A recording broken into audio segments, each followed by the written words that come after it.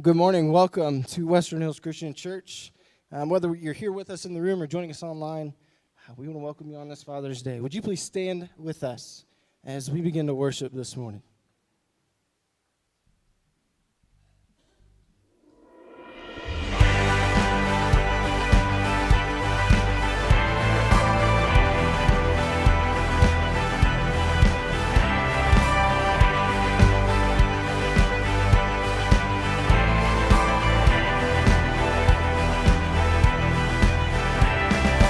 Come let us worship our King, and come and let us bow at His feet. He has done great things. And see what our Savior has done. And see how His love overcomes, and He has done great things. He has done great things. And oh, hero of heaven, you conquered the grave.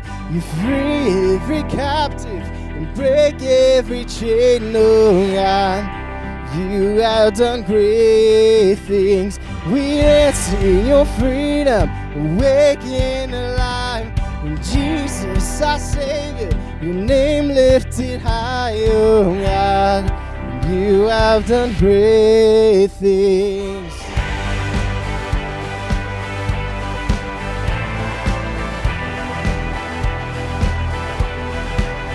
And you've been faithful through every storm.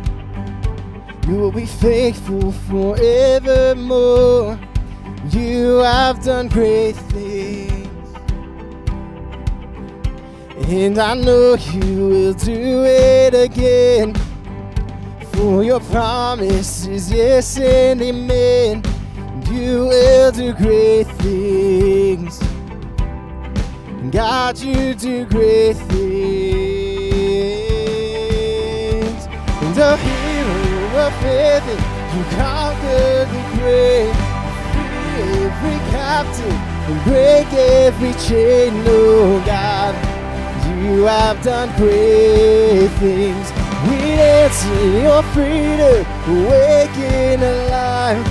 Jesus, our Savior, your name lifted high. Oh God, you have done great things. Hallelujah, God, above it all. Hallelujah, God, unshakable. Hallelujah, you have done great things.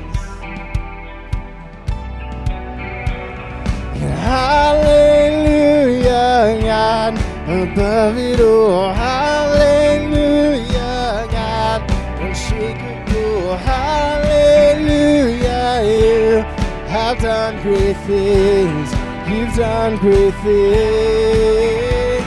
The hero of heaven, you conquered the grave. You free every captive and break every chain. Oh God, you have done great things. We dance in your freedom, awake and alive. Jesus, our Savior, your name lifted high. Oh God, You have done great things. You have done great things. And oh God, you do great things.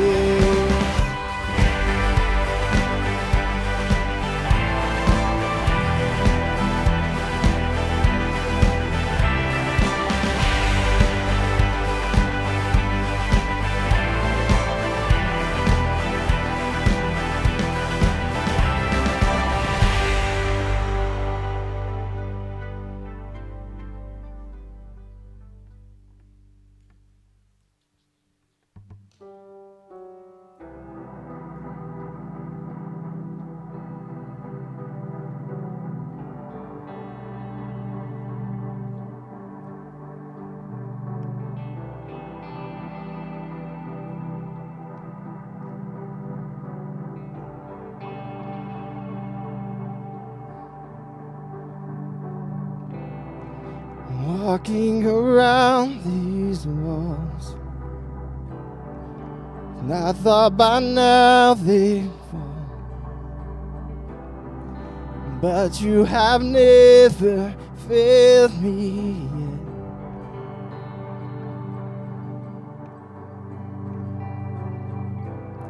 I'm waiting for change to come,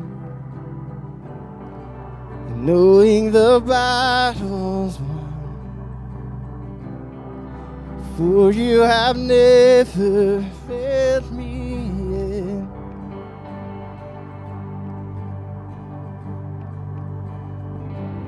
And your promise still stands, great is your faithfulness, faithfulness. I'm still in your hands. This is my confidence. You've never failed me yet.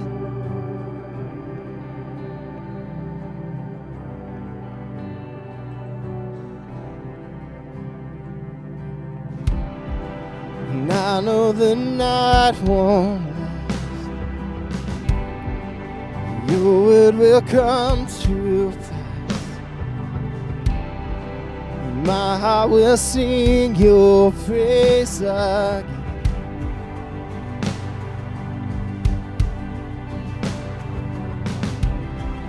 And Jesus, you're still enough.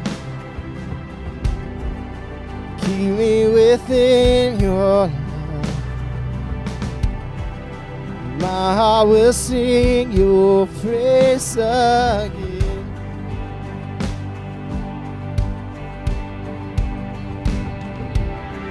Your promise still stands. Great is your faithfulness, faithfulness. I'm still in your hands. This is my confidence. You've never failed. Your promise still stands. Great is your faithfulness, faithfulness. I'm still in your hands. This is my confidence. Never failed me yet.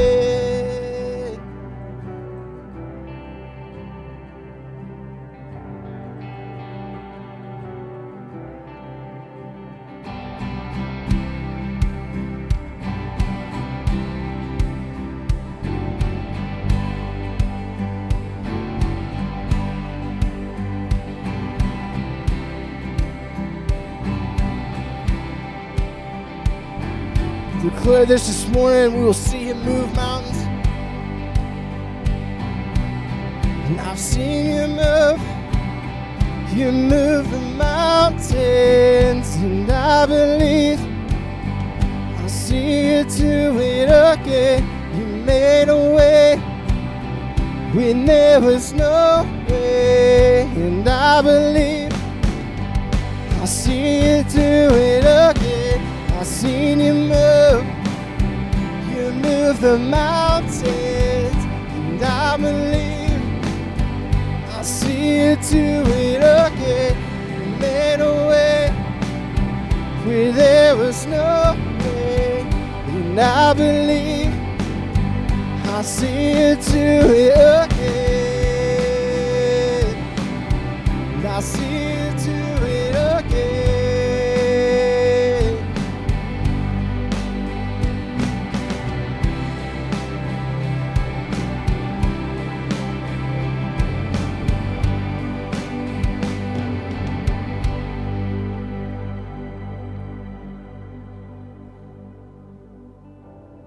Your promise still stands. Great is your faithfulness, faithfulness. And I'm still in your hands. And this is my confidence. You've never failed.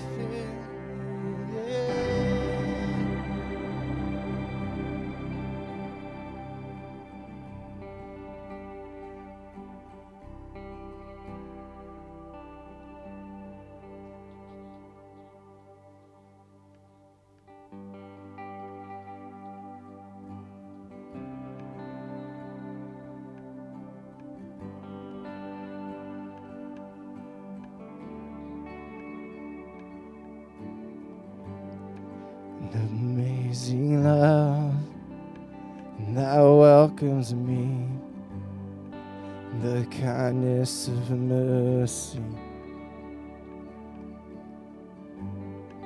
that bought with blood wholeheartedly, my soul undeserving.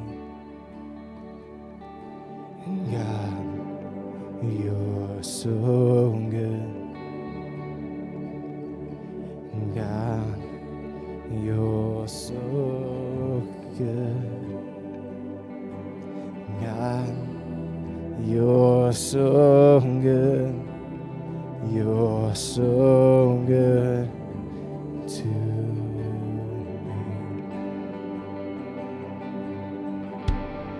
And behold the cross, age to age, and hour by hour, and the dead are raised, and the sinner saved, and the work of your power. In God, you're so good. In God, you're so good. God, you're so good. You're so good to me. I am blessed, I am called, I am healed, I am more. I am saved in Jesus' name. Highly favored, anointed, filled with your power, for the glory of Jesus' name. I am blessed, I am called, I am healed, I am whole, I am saved in Jesus' name. Highly favored, anointed, filled with your power, for the glory of Jesus' name.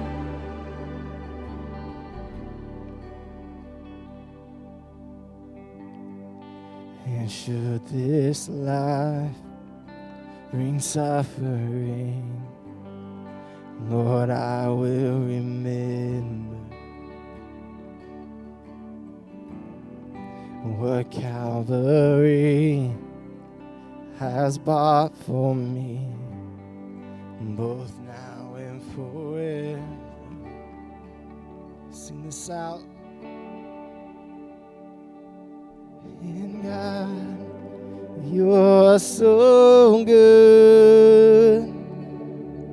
In God, you're so good. In God, you're so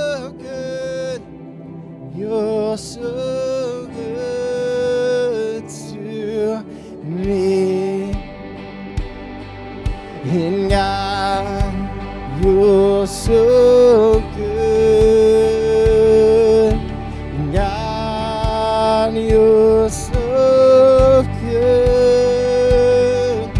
And God, you're so good. You're so good to me. I am blessed, I am called, I am healed, I am more, I am saved in Jesus' name. Highly favored, anointing, filled with your power, for the glory of Jesus' name.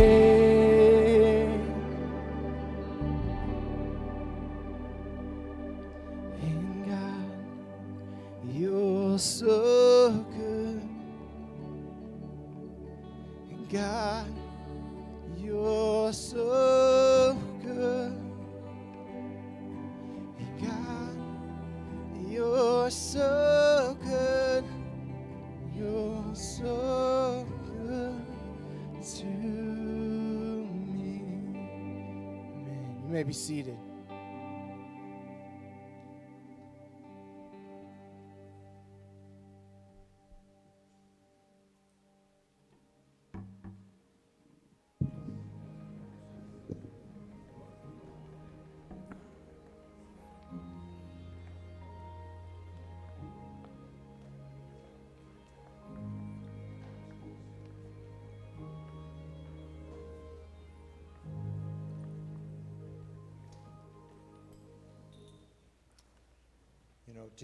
Today we have a very special treat. Every now and then a family comes along, well, it seems like quite often, families come along to the church, or military families, and we have the opportunity then to get to know them, plug them into the church, and they become a great asset to the church. And the Pottinger family has been one of those great assets. And not often do we get a chaplain's family that doesn't have any really responsibilities on post on Sunday mornings. And so Derek's been coming, he's been teaching, and his wife and family have just all been involved in whether the praise team or other activities in the church, and we're just have been really excited to have them here for the last 4 years, which was an extra bonus year for us, so we really appreciated that as well. Now I'll tell you all about that, but we just have appreciated them, and so we're going to let Derek preach for us this morning as kind of before they take off and leave. So, Derek? Thanks, Dave. Well, as Dave said, I asked him, I said, so what are we going to preach on? Because usually we're doing series and we're trying to, continue. And I don't like to interrupt that, because I think as you plan your messages, it's important to know. But so Dave says, he sends me the text, and it's like, oh, we're starting a series on Song of Songs. And I'm like, okay. So, not one to turn down a challenge, I said, I'll do that. I'll stick to that, because he did say, oh, you could preach on whatever you wanted. But it's funny, because you got to know something about preachers. Preachers, we love to preach, but we also love to preach on what we love to preach on. Okay, so there's favorite texts, and I'm just going to admit, Song of Songs and Revelation are probably the two least preached on books in the Bible, although some people preach on Revelation a lot. It's got lots of exciting stuff there, but it's a little difficult. Now, Song of Songs, I've been in the church 50 years, and, it's ever since I was crawling or pre-crawling, and one of the funny things about that is I think I could probably count the sermons on Song of Songs on a hand and a half, if you will. It's pretty rare, because Song of Songs presents some interesting challenges. It's poetry. Okay, let's start there. God is not mentioned, and he speaks maybe one time in the book, one sentence. It doesn't contain any clear teaching passages. It's the only book in the Bible where the primary speaker is female. And for those of us male preachers, that brings us some challenges sometimes. Why it's in the canon of Scripture in the first place is hotly debated. Many people think it only applies to marriage. So if you just preach to the marriage, you're eliminating a good number of your folks. And then, it focuses on romance and sexual intimacy in marriage, which can be a tough topic to bring to the pulpit and preach to a multi-generational audience. You get the idea. There's just challenges. So I've approached this sermon with some fear and trepidation this week, and I've consulted extensively with my wife to get a woman's perspective on the text and avoid also causing embarrassment that might wind up with me in the doghouse. But to be honest, it has been kind of an opportunity to wrestle with some intriguing questions and gain some insights into this book and into marriage and to God Himself and what I'm going to call today true love. Now, that's kind of an important phrase or coupling of words in our sermon this morning, true love. Because, there's lots of ways to describe love, but I'm talking about what is truly, ultimately loving. And I think God put Song of Songs purposefully into the canon as an additional teaching method on love. Because, we've all heard Paul's explanation of love, right? 1 Corinthians chapter 13, the love chapter, right? And you hear it, love is patient, love is kind, it does not envy, it does not boast, it keeps no record of wrong, etc., etc. But here's the thing. I think you can explain something all day,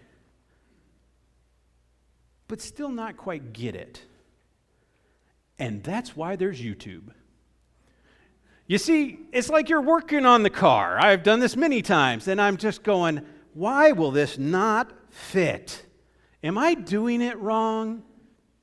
So, whip out the handy-dandy phone or go inside to the computer, YouTube it up, and I'm like, oh, that's how that fits together. Oh, and I probably shouldn't do what that guy just did, because it didn't end well. Or he's in his garage or his driveway, and the car just rolled out the end. Things happen. But Song of Songs is kind of like God's YouTube video on how to do true love. It's as if He's saying, I know I've explained this to you before. Just come over here and stand next to me. Nope, don't talk. Just watch. Just pay attention to what's going on here. And today I'm going to skip around a little bit, fast forward through the book a little bit. There's a lot here for the sake of time, but I want you to give the entire book a read sometime in the near future, maybe this week. Ask some questions about what you see. I promise you it's worth it. You might want to get a good commentary to go alongside of it, because like I said, this is poetry and it's a little tough to interpret sometimes, and you're like, what are they talking about? We'll go into that in a minute. But David Bland's College Press commentary on Song of Songs is a good one. It's easy to read and understandable. Now, when you watch this whole thing, the whole book, you'll find out it's a collection of poems. And they show a kind of cat and mouse pursuit in relationship of two lovers who end up in a deeply committed marriage relationship and in the delight in all of its richness of what God graciously intended true love to be. You'll see them pursue one another. Excuse me. Second sermon, dry throat today. But you'll see how they long to be together. You'll see how they're often drawn apart, because that's kind of how life works, isn't it? You want to be together, but there's things and challenges and work, and you get pulled apart, and you go, why don't we get the time we want to have the time? And we don't get that time together. It's kind of part of this ebb and flow to true love. You'll see some things in the book that are paradoxes that show up, things that on the surface seem kind of contradictory, but that really enrich your relationships. And you'll also discover that true love is not just confined to marriage. So I want you guys that aren't married, that are here today or watching online, not to tune out and don't go to sleep. I'll catch you because I can see you from up here. But here's the thing. Don't go to sleep, because it's not just about marriage. A lot of it is. But I want to start by glancing quickly at a text that Dave wrestled with last week. Song of Songs, chapter 1. And we're going to start with verse 6, go down through 10, and then we're going to kind of pull in 15 through 17 for some additional materials to kind of round this out. To understand a paradoxical statement I really want to start with, which is this. True love is humble, yet includes pride. Look at verses 6 and 7 here. Do not gaze at me because I am dark, because the sun has looked upon me. My mother's sons were angry with me. They made me keeper of the vineyards, but my own vineyard I have not kept. Tell me, you whom my soul loves, where you pasture your flock, where you make it lie down at noon. For why should I be like one who veils herself beside the flocks of your companions? Now, we're just a few verses into this young lady's discourse, and she's reflecting on her appearance. And I'll say, as women typically are more likely to do than men, she finds a few flaws. If you go down to the local mall, as Mark Gungor says, you're going to see a 40-something-year-old dude with kind of a beer belly, maybe balding, and he's going to be walking along, right? He's going to come up in front of the store that has the mirrors, the mirrors on the front of the store, and he's going to go, yeah, still got it, yeah. Now, same mall, same store, woman comes along. What are you going to see her do? She's going to be hiding. Ladies, you just don't give yourselves credit enough. Okay? You're kind of hard on yourselves in that. Now, you don't give yourselves nearly enough credit. And here in our text, the woman is concerned about the way she looks because she's been out tending the vineyards. She's been out in the sun. Maybe she's got some rough hands going on. I don't know.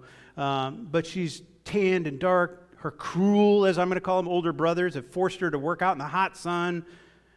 And although she says earlier she is lovely, she modestly says she really hasn't had time to put herself together, is kind of what she's getting after. And I think she's just being humble. I mean, she is the pursued in this text. Her lover wants to find her, and the pursued in this text is humble. She's kind of self-effacing. She doesn't see herself as particularly attractive or lovable. It's sort of like she's looking for her lover. She's out there trying to find him. Where are your flocks pastured? And she's thinking, oh man, I hope he'll still accept me. After all, I'm not what I used to be. I'm just not as, and ladies, you can insert whatever stereotype thing, life has put on you, society puts on you. I'm not skinny or tall or curvaceous or flat-stomached or energetic or successful or, attractive. I'm just not as wrinkle-free as I should be. Who says so? As when I first met him. Now, it's easy to kind of look through those lenses that society gives us, and it kind of distorts our view of ourselves. It distorts the real beauty that God built into who we are. Now, on the other hand, the one pursuing her heart helps us to see her in a totally different light, and that's pretty cool. The pursuer is filled with praise. Just look down at verse 8 and following. He says, oh no, that's not the girl I'm looking at. Watch his words.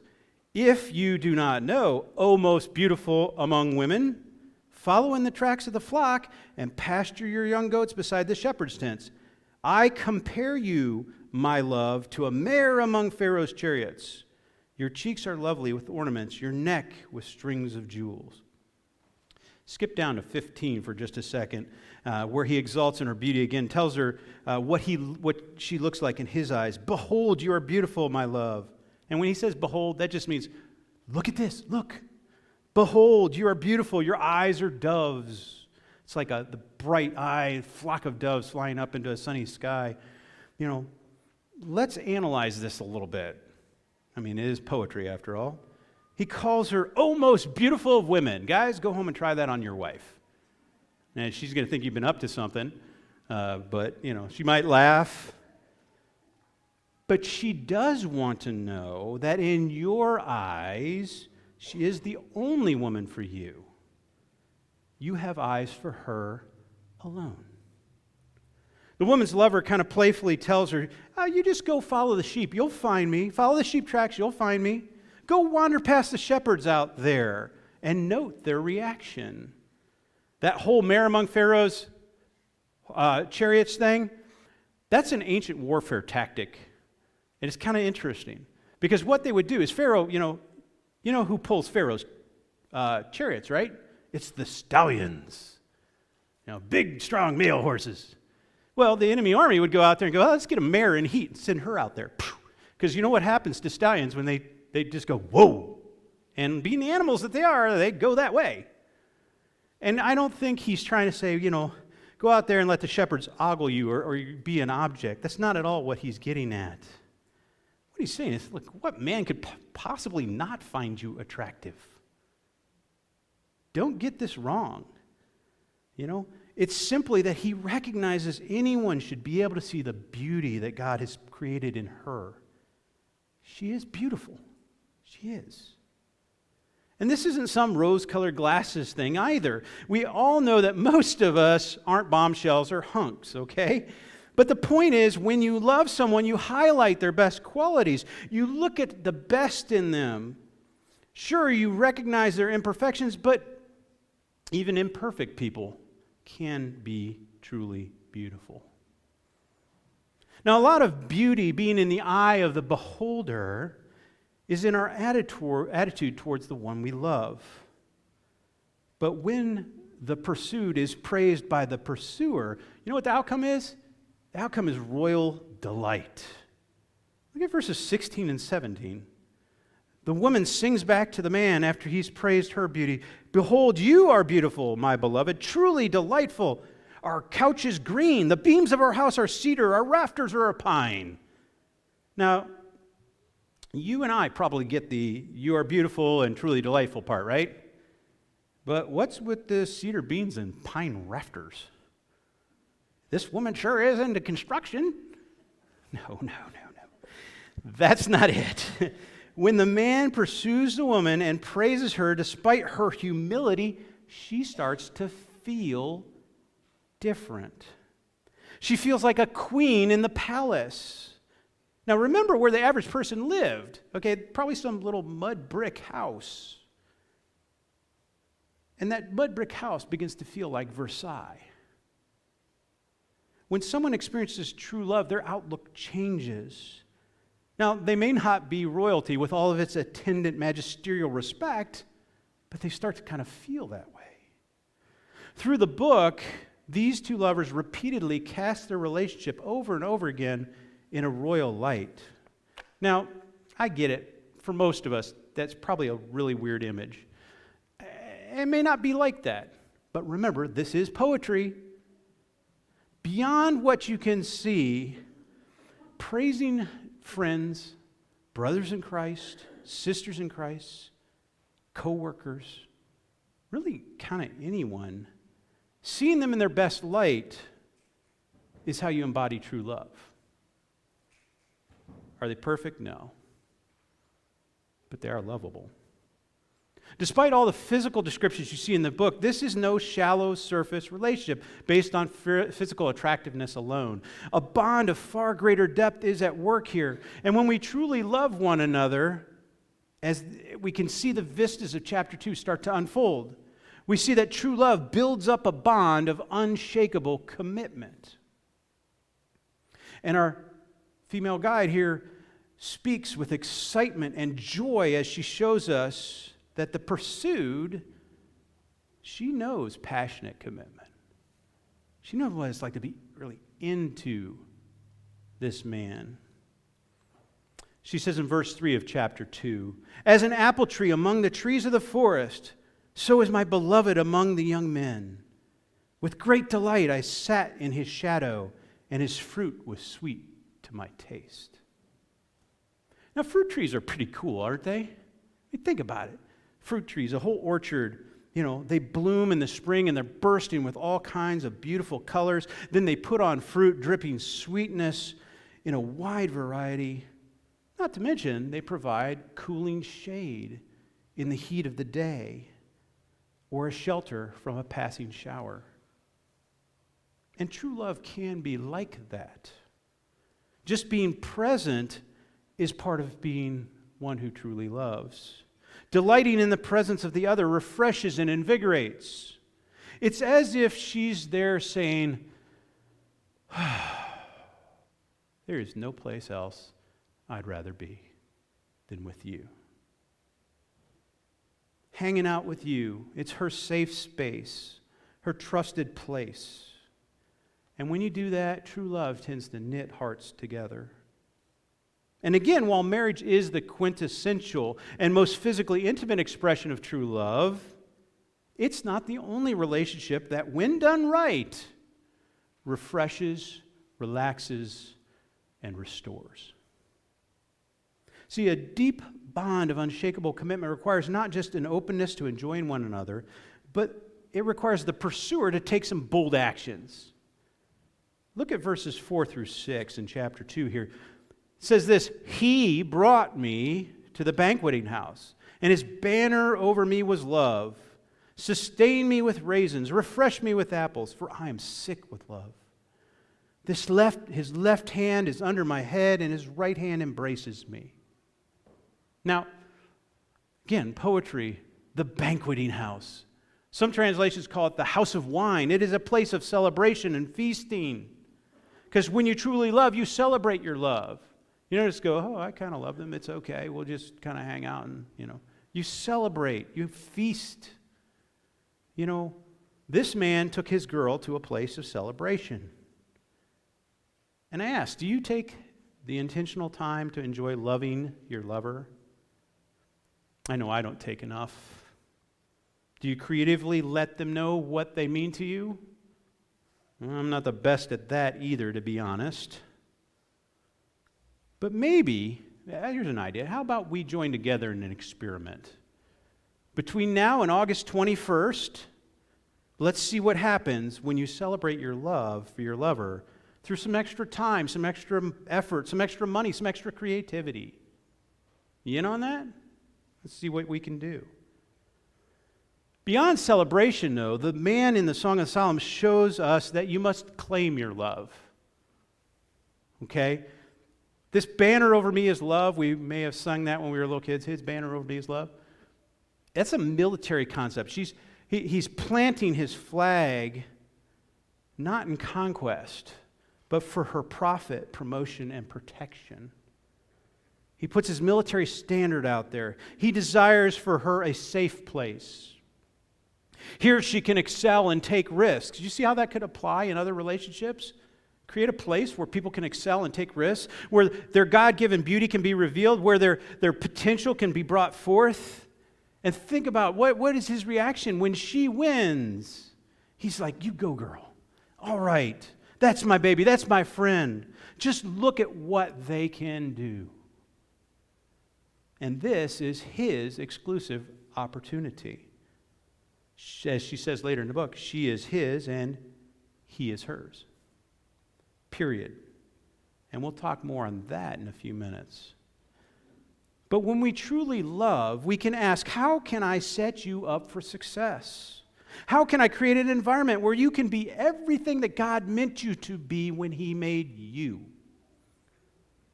Celebrate your love. Claim your love. And it should go without saying that we have to care for our love as well. Now, I'll keep it pretty simple here. You need to give generously to your lover. Sustain them. Encourage them. Yes, even feed them. As my wife, Becky, is wont to say, food is the sixth love language. Sorry, Dr. Jerry Chapman. In marriage, grant them lavish affection. Yep, physical affection. Notice the description that's here in this chapter. It's a passionate embrace. Did you notice that? His left hand is under her head, his right arm wrapped around her. And if I'm watching this, I'm thinking, okay, this is a movie, and he's moving in for like a long, passionate kiss, right? I mean, that's in the text. I didn't write it. It's there. The outcome, what happens when you do these things? Well, it comes with a warning, but it yields connection. Verses 7 through 17, we're going to see that. Let's start with the warning. Now, the woman in the book, who's our lead speaker, she's kind of a country girl. And if you read the book, you'll see this interplay between her and the daughters of Jerusalem, kind of the city girls, who are kind of naive. And she says, "Hey, girls, don't engage in loving if you can't commit." Look at verse 7. "I adjure you," there's a good word, adjure. Keep that for your Scrabble dictionary. "I adjure you, O daughters of Jerusalem, by the gazelles or the does of the field, that you not stir up or awaken love until it pleases." And some translations say, until it's ready or it's the right time. She says, look, if you give your heart in relationship, you'd better mean it. You need to mean it. Because think about relationships for a minute. They have typically two outcomes: delight or destruction. Now, allow me a bit of an aside for a minute on this. See, God designed us as social people to bond to one another. And when we give our hearts to one another in relationship, but especially in the depth of marriage and sexual intimacy, a bond is built between us. Now, society often says, no, we're just kind of like Post-it notes. And I mean, I like Post-it notes. They're cool. I mean, they do a lot of cool stuff. You can stick them like to almost anything and pull them right back off and use them again. But see, what happens is we start sticking them to everything. That's kind of how our relationships are looked at sometimes in society. They say, well, just stick it together. It'll be all right. But their adhesive is very weak, isn't it? And if you use a Post-it note over and over again, and you look at that little stick-em strip, it gets kind of grungy. I know that happens. But I think we need to look at this in a different way. I want you to think about taking two pieces of paper and bonding them together with something a little more strong in terms of adhesives. Let's just say wood glue. Okay? So we've got them there, and they're held together pretty tightly. And I think that's more like sexual passions and emotions, because those are anything but weak sauce, aren't they? They're less Post-it and more wood glue. Now, the thing is, when we try to pull the pages apart, even if we try really gently, well, there's damage. And I think it's important to realize God's intention was once bonded, always bonded. Now, that's not to suggest that damage in broken relationships can't be healed, because if you love in this world, you're going to get damaged from time to time.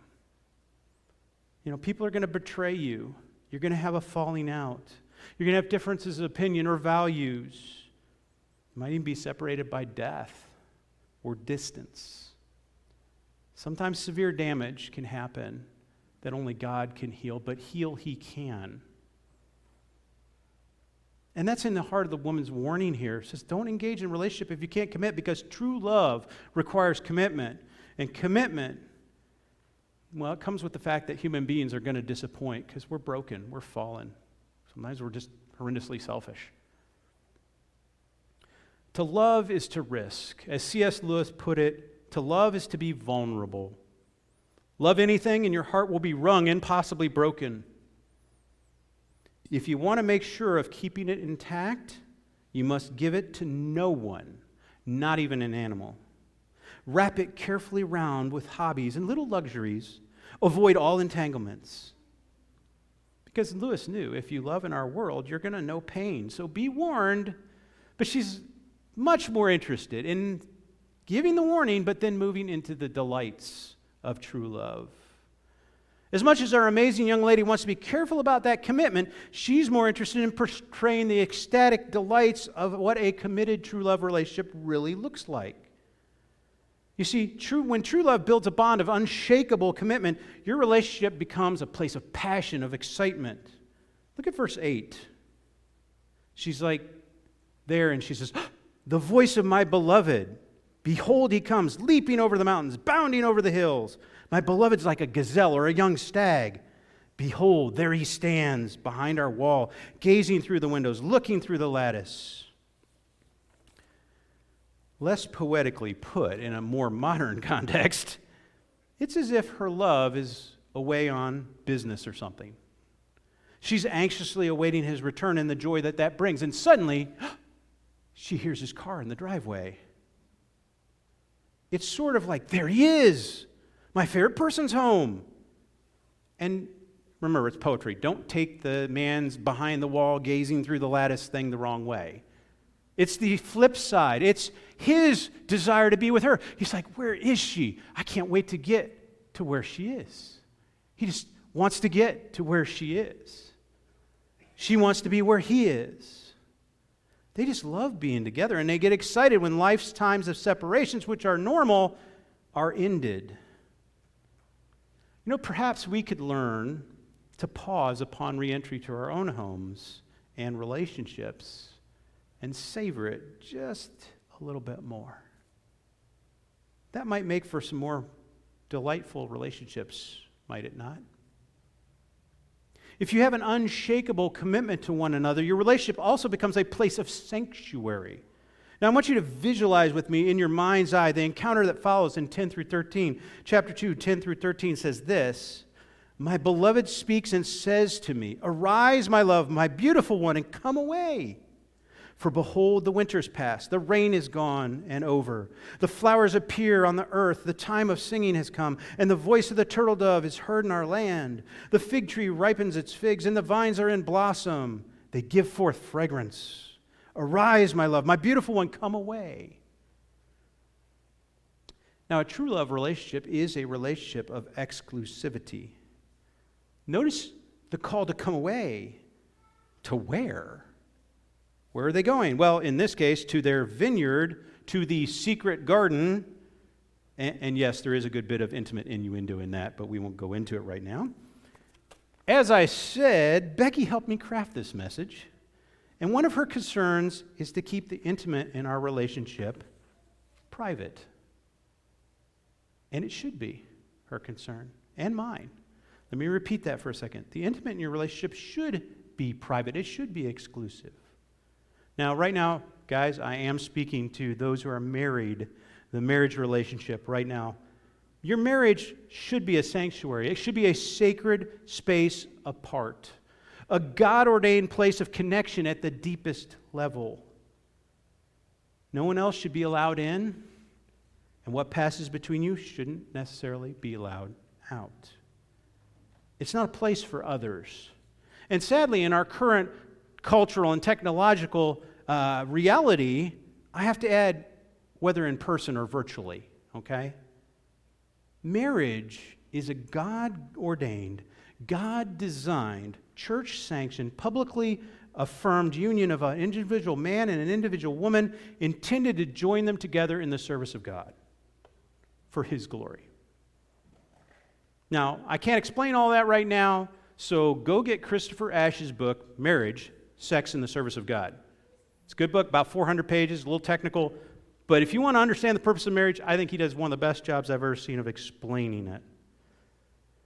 He points out the primary blessing and purpose of marriage is not sexual intimacy, but rather serving God in partnership.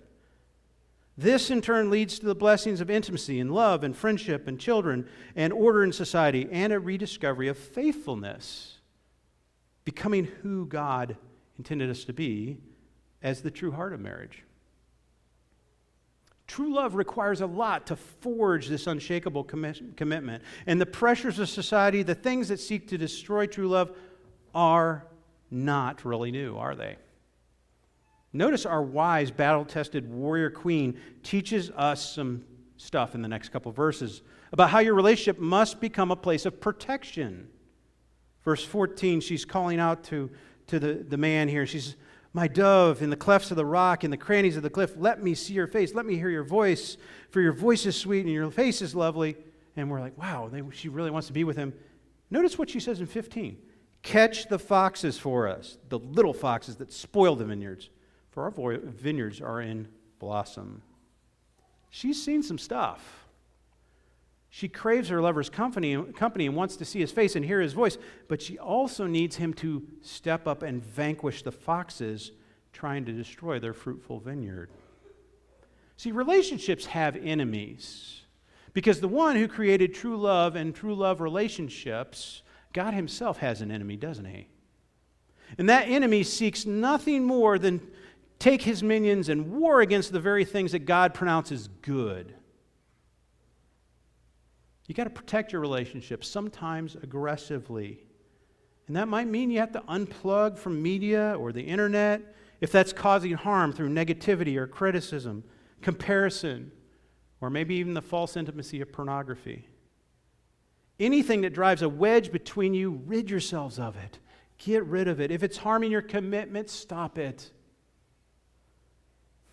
In the final analysis, when you have an appropriately protected one another, when you have done so, the relationship becomes a place of vulnerable, intimate connection. I think it's 16 and 17.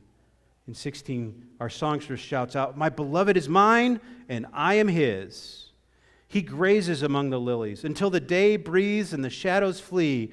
Turn, my beloved, be like a gazelle or a young stag on cleft mountains." In her safe space here, she exults.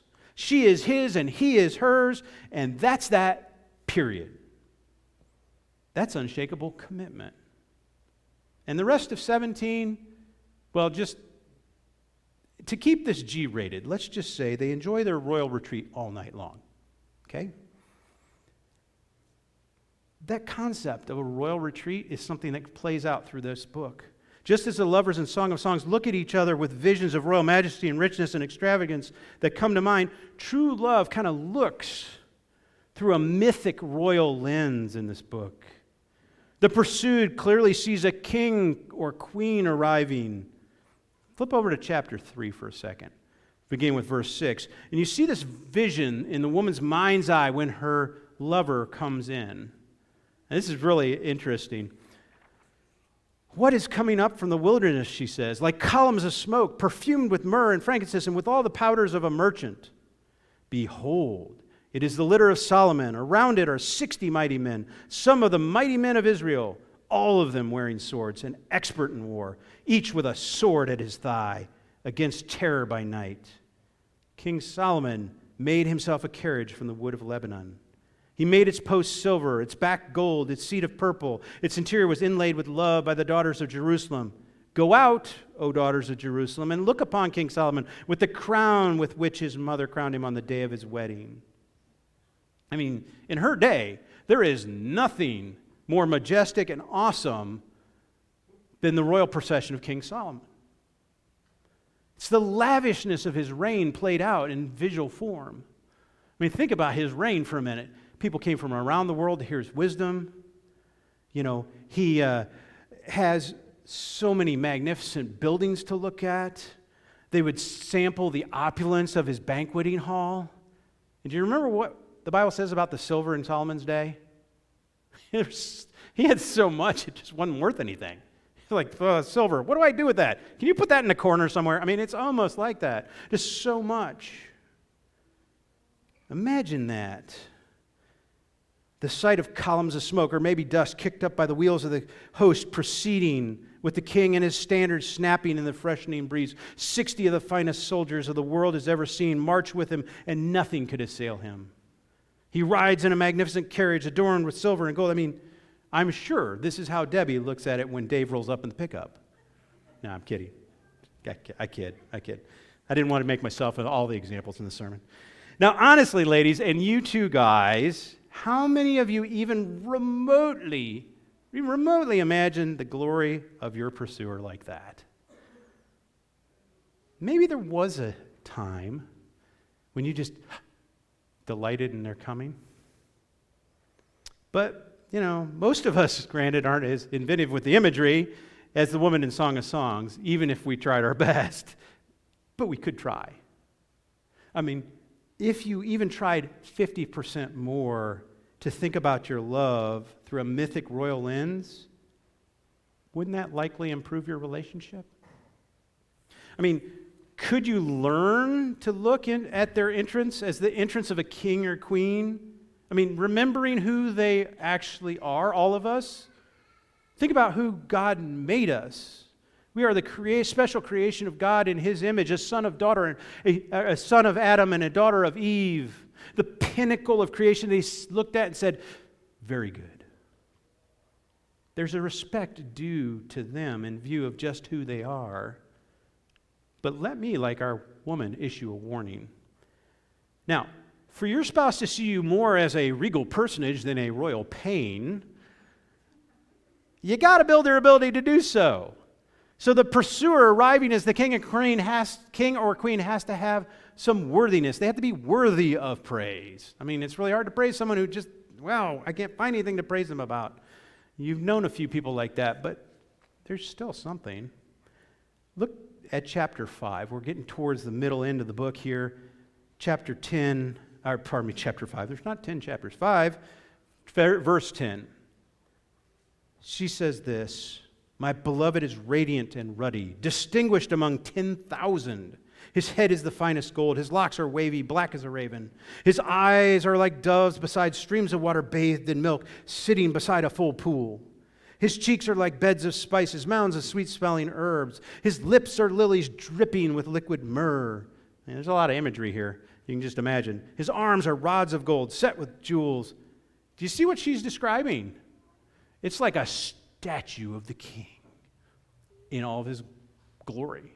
I mean, it's Michelangelo's David or the Greek Adonis. Now, as I said before, most of us aren't the bombshell or hunk, and many of us recognize that maybe we're kind of ordinary. And I'm very sure this description is hyperbolic and fantastical. But he must have been one whale of a dude. That's what I'm thinking. Now, he at least resembled a person she could respect as like the king. I mean, if he was 10% of this image, he put most of us to shame. The point is, she appreciates him from head to toe because there are things to appreciate. He's noble. And while this description is clearly physical, it implies this is a man of passion, of depth, of character, of physical beauty, and more. It's not just rugged good looks. He's a king, after all, and all that a king should be. That's embodying true nobility. And as your spouse makes a good faith effort, are you choosing to see them in their best life? Or do you look at them with the harsh critical eye that accentuates the negativity that we see so commonly on social media? I mean, think about it. If you post on Facebook or Twitter, "Oh, the sun is out," someone will go, "No, it isn't. It's cloudy where I'm at. How dare you say the sun is out?" Why are we doing that to each other? That's far from loving. And I'm not talking about big issues where there's controversy. That's a different thing. But we can be so critical. Do we do that in our homes? But on the flip side of that, are we making a true good faith effort to be noble? Do you ask yourself, well, what am I doing to build up my image in the eyes of my spouse? Could he or she say, "Wow, here comes the king, Your Majesty," when you come in the room? You know, I'm kidding, but realistically, do they delight? They go, "Oh, there you are, great." Or they go, "Oh," you know. Are we making a good faith effort? True love is built more on how we choose to relate and far less on what that person brings to the table. Now, that doesn't mean giving yourself unreservedly to an ingrate, to a jerk, or to someone who mars the dignity that the image of God was put within you. But it does mean looking for the good in them. Expend some effort to connect with them. When you do that, the outcome is an astonishing depth in your bond. It changes it. In chapter 5, the woman makes a strong statement that flies in the face of the ancient male-dominated world's thinking. Look at what she says in verse 16 in chapter 5. "This is my beloved, and this is my friend, O daughters of Jerusalem." She's like, ladies, back off. He's mine. I mean, that's not kind of the way they played back then. It was more like he would say that. But she's the primary speaker, and she's serious about that. She's not kidding around here. You know, this is my beloved and my friend. That's what God meant for marriage. He's hers and hers alone. She's his and his alone. There's a joining of souls. Look at what Jesus said, Matthew chapter 19, and you can hear this quote echo from Genesis. "A man shall leave his father and mother and hold fast to his wife, and the two will become one flesh. So they're no longer two, but one flesh. What therefore God has joined together, let man not separate." Bonded tightly together. The bond that forms between people when they participate in physical intimacy in this case. God designed it to work that way. He designed it to preserve for the intimately connected relationship of marriage. He meant true love to build unshakable bonds. And when those bonds are shattered, damage results. It's true physically, it's true emotionally. But remember, God can heal. God can heal, but why not do things His way in the first place and avoid the pain? Now, as we wind to the end of our video, I want to just kind of back up and review a few things and connect it to the larger message of this book. What can we learn about true love from these passages? Well, it builds a bond that is humble yet expresses pride in the other. That's number one. It's passionate about immovable commitment. It's into being committed and staying with one another and working through the tough times. It looks through a mythic lens, yet isn't unrealistic. Things can be really mythic, but not necessarily unreal. It motivates change in our relationships when we're committed to the unchangeable one.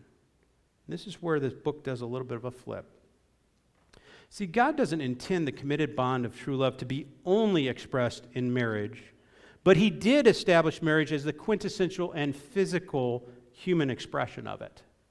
It's an example. It's another image. It's like a statue He puts out there. Okay, here's another way to show you what this means. And lastly, and this is the most important point, God Himself is the ultimate lover. Now, in conclusion, I just want to scroll through some verses, a few scriptures that demonstrate that last point. God's love is perfect love.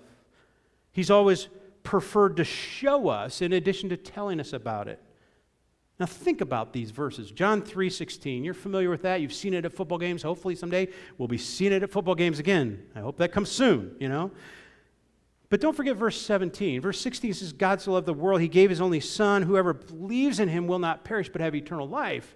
Well, why did Jesus come? Verse 17, God did not send His Son into the world to condemn the world, but in order that the world might be saved through Him. See, true love is what motivated Jesus' mission in the first place. And Hebrews 13:8 says Jesus Christ is the same yesterday, today, and forever. His love is constant. It never changes. It's unshatterable, unbreakable. Paul points out in Romans chapter 8. He says, for I am sure neither death, nor life, nor angels, nor rulers, nor things present, nor things to come, nor powers, nor height, nor depth, nor anything else in all creation will be able to separate us from the love of God that is in Christ Jesus. His love is powerful. It's unshakable. Back in Genesis, the very first chapter of the Bible, why does He love like this? Well, God created man in His own image. In the image of God, He created him. Male and female, He created them. Look at Zechariah 2:8, the prophet speaking here. He says, for thus said the Lord of hosts, after His glory sent me, that's Zechariah, to the nations who plundered you, He who touches you touches the apple of the eye, of His eye. When people mess with God's people, it's like poking God in the eye. And I'm telling you, I'd rather have God on my side than be poking Him in the eye. And my favorite verse in the Bible comes down Romans 5:8. God shows His love for us in that while we were still sinners, Christ died for us. See, true love motivates Him to pursue His special creation, and He is a relentless pursuer. He never gives up. His love never gives up. So how should we respond? I think Psalm 66 is instructive here, verses 4 and 5. All the earth worships You and sings praises to You. They sing praises to Your name. Come see what the Lord has done. He is awesome in His deeds toward the children of men. Or man, that's us. In Romans 12:1, I appeal to you, therefore, brothers, by the mercies of God, present your bodies as living sacrifice, holy and acceptable to God, which is your spiritual act of worship. The outcome of this should be our returning the true love that God, the ultimate lover, gave to us first. Can you echo the words of the strong, stunning woman we see in Song of Songs? Can you say that God is your beloved and you are His? And you can take that step today by surrendering your life to him in baptism. God loved you so much. Are you going to have a true love relationship with him? Now we're going to take some time right now to enter into a time of prayer. And I would hope that you can just think through, what does it mean to love God in the way that he loves you? What does it mean to love others in that same way? So as we take some time in prayer, wrestle with that a little bit.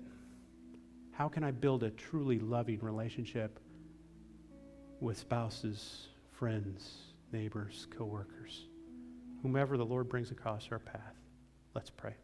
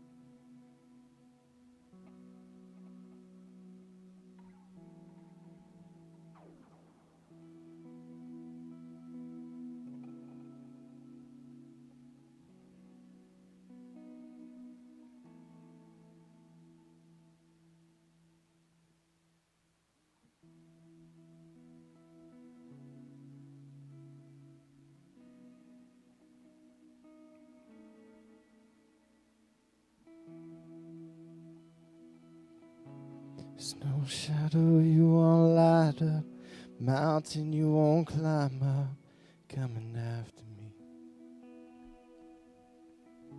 There's no wall you won't kick down, lie you won't tear down, coming after me. There's no shadow you won't light up, mountain you won't climb up, coming after me. There's no wall you won't kick down, lie you won't tear down, coming after me.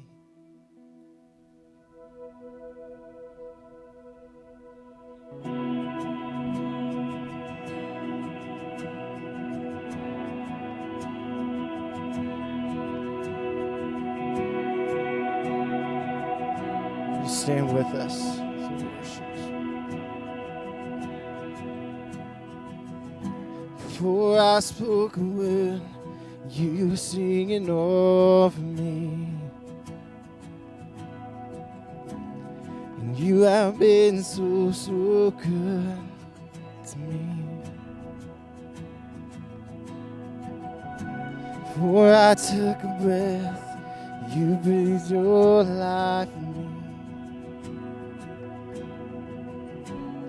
And you have been so, so kind. Of the overwhelming, never-ending, reckless love of God, and all it chases me down, but still I'm found denied, and I couldn't earn it, I don't deserve it, still you give yourself away, and all the overwhelming and never-ending, reckless love of God.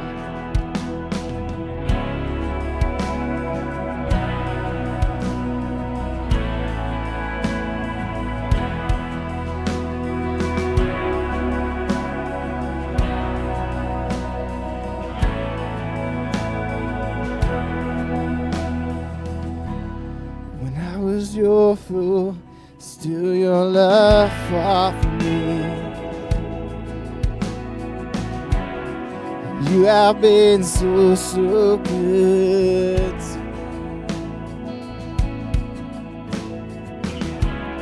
When I felt no worth, you paid it all for me. And you have been so, so kind to me. In all the overwhelming,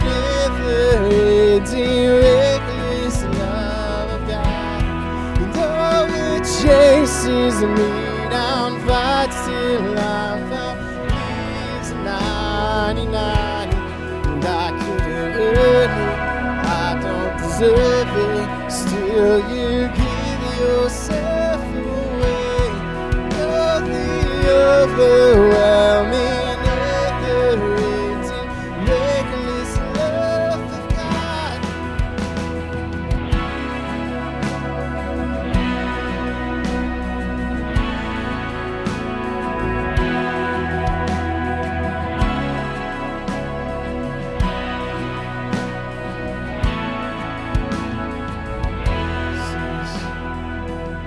There's no shadow you won't light up, mountain you won't climb up, coming after me.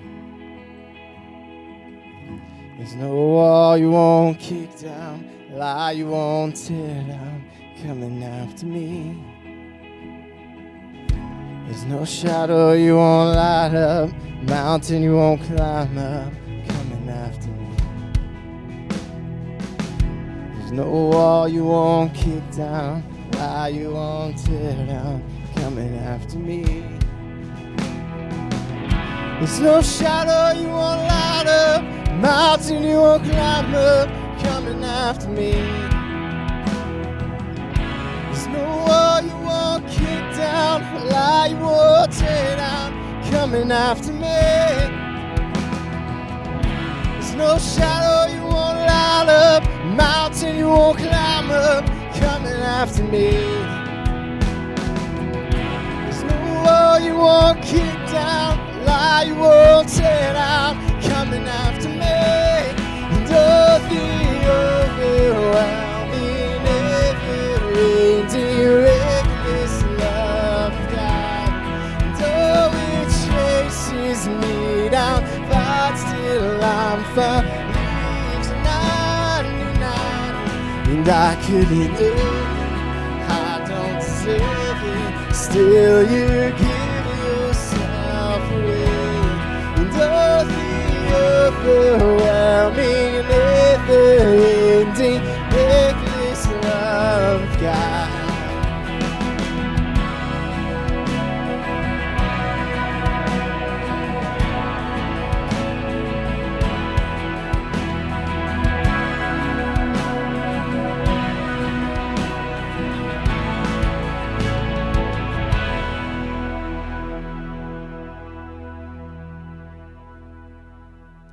And how deep the Father's love for us, how vast beyond all measure, and that He should give His only Son to make a wretch His treasure. And how great the pain of searing loss. And the Father turned His face away. And as wounds which mar the chosen one bring many sons to glory. Behold a man upon the cross, my sin upon His shoulders, and ashamed I hear my mocking voice call out among the scoffers. And it was my sin I held Him until it was accomplished. 'Cause His dying breath has brought me life, and I know that it is finished. You may be seated. We move into this time of communion to remember and celebrate just that. That deep love that our Father has for us. That He would send His only Son to make this wretch, to make this mess His treasure. give us value. So this morning we're going to remember. And we're going to celebrate that. So spread out around the room are our communion plates. So we invite you at this time to come forward and to take, there's 2 cups stacked together. Take one of those stacks. One has the bread, one has the juice, and take it back to your seat as we remember this time. And we celebrate God's great love for us.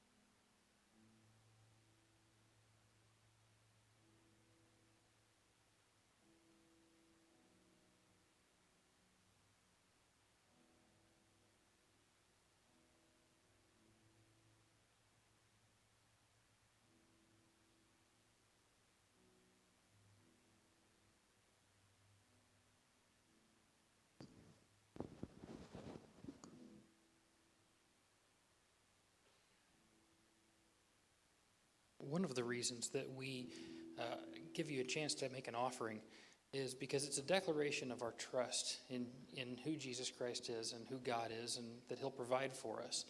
The whole idea is that whatever you choose to give, tithing is usually 10%. The idea is that I can trust God that if I give him 10, he can do more with the 90 that I keep than I could do with 100. And the cool thing about that is that you get an opportunity to just proclaim to God, this is not mine anyway. See, we call it gifts and offerings, and it is a gift. We are giving a gift, but it's sort of like regifting. God gives you something, and then you give it back. And so what we're doing is this opportunity to proclaim our trust in who God is, that he is going to provide for us. We give back, and those offerings go to fund the missions around the world and the mission here in Lawton. If you would like to participate in that, and again, no one is obliged, no one has to do this. We're not going to look at you. We're not going to take notes or anything like that. But if you would like to, if God is prompting you to, there are some plates in the back that you can give here. You can also give online at whccfamily.com/give. We also want to let you know about some stuff that's coming up this week. The Ladies Bible Study has resumed their Tuesday meeting at 10 o'clock. It meets back in A11, this corner classroom right here. And every single woman within the sound of my voice and all of your friends are welcome. We would love to have you there. If you have any questions, you can talk to Alice Williams or Melody Yost. If you don't know who they are, come find me, and I will make sure that you get connected with them and they can answer any of your questions for you. Also, we've got coming up on Saturday, that's this coming Saturday, the 27th, we're going to have a breakfast and shoot at Dave and Sherry Smith's house. Now, it's totally free, no cost at all, but we do need you to sign up. I'm sure you noticed when you came in the new sign-up table that we have underneath the table, or the TV just outside. All of our sign-ups from now on are going to be right there. So if you would like to come, please sign up. That way we can make sure we have enough food for you. Again, it's free. But we do invite you to bring your pistols and your ammo. If you don't own a pistol, bring some ammo. And someone will let you borrow theirs, I'm sure, because we're going to open up the range and give you a chance to shoot. That's men and women. Everyone is invited. Please sign up and come on out. Also coming up in July, we're going to have 2 little mini VBS, Vacation Bible Schools. Our preschool through 3rd grade is going to be on July 13th through 15th. That's a Monday through a Wednesday, which is shorter than we normally do it. From 9 a.m. to noon. We'll also have a 9 to noon the following week, July 20th through 22nd, for our older preteens, the 4th, 5th, and 6th graders. And we want you to mark your calendars so you can be a part of that. Starting next week, we're going to give you a chance to sign up how you can help if you'd like to step in. We've got all kinds of jobs. We'll talk a little bit more about that next week. But for this week, we just want to make sure you mark your calendar and don't miss out on that. Your kids would love to be a part of that. One last announcement we want to remind you of.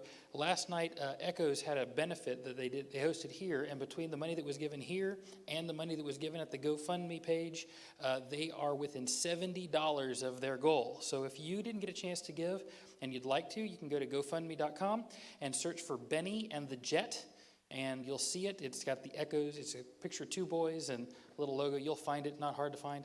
And we're just looking, if anybody wants to have the opportunity to help them out, that's how you go do that. Well, thank you again for being here. Would you stand with me as we say our closing charge? And let me hear you. And now we go. In the name of Jesus, to accomplish the task that God has prepared. I'm going to hold you to that. We'll see you on Wednesday.